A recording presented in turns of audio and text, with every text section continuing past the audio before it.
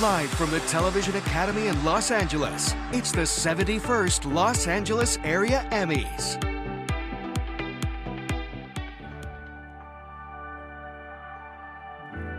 ¿Qué tal? ¿Cómo está? Bienvenido a Primera Hora. Good Monday morning to you. It's good to see you. We're all about lifestyle, so we're going to help you live your very best California life. So let's get started. All right, let's give out some awards. Let's hand out some awards. Our first award is for Outstanding Independent Programming. Here are the nominees. Independent Programming. Holocaust Soliloquy, KLCS. This is Holocaust survivor Peter Fischel. Our cameras have been following him off and on since 1999. This documentary will be available long after Peter Fischel leaves this earth. He wanted to educate young people, in the flesh, about the horrors of the Holocaust. The Ripple Effect, LA 36. But funding for the arts tells us we live in a system where the arts are not a priority. We believe that arts for children is a small investment that causes a ripple effect. A ripple effect that can change the world.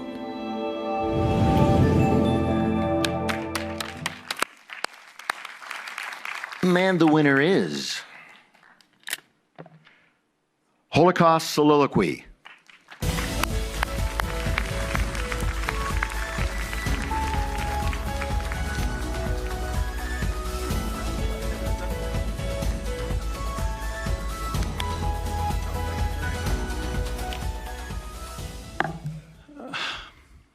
First of all, I'd like to thank KLCS. I've spent 20 years working at the city of Burbank at the Burbank channel, but I've had 4 documentaries that have run on KLCS, and the late Sabrina Fair Thomas, who passed away a few years back, was a LA governor here for the LA Area Emmys, helped shepherd this one, especially through the process, and I wanted to thank her family. I grew up in Torrance, about 5 miles from the Crenshaw district. I always say that to give myself some street cred, you know. But my grandfather was a survivor of the Armenian genocide, and you grow up, you know, we grew up in a nice place like Torrance, but you hear the stories. And as a journalist, occasionally I try to do something that reminds us of what he went through and what others went through. Peter Fischel, who I met in 1999, was a Holocaust survivor from Hungary. He was an inspiration. He was retired. He was in his 60s, and I followed him around for nearly 2 decades, from inner city schools to suburban schools to Hungary, where he was a hidden child of the Holocaust, and to Auschwitz. And it's probably the best work I've ever done, but it was such an easy thing to do and such an inspirational thing to do, to watch what he did all the way through his final days. I completed the documentary like 2 months before he passed away, and then changed the ending a little bit.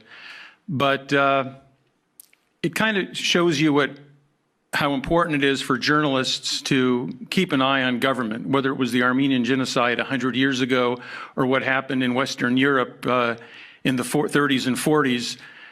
Peter Fischel has a picture framed in the Museum of Tolerance, and he has this expression that he always said to all the kids that he spoke to, and it was never turn your head.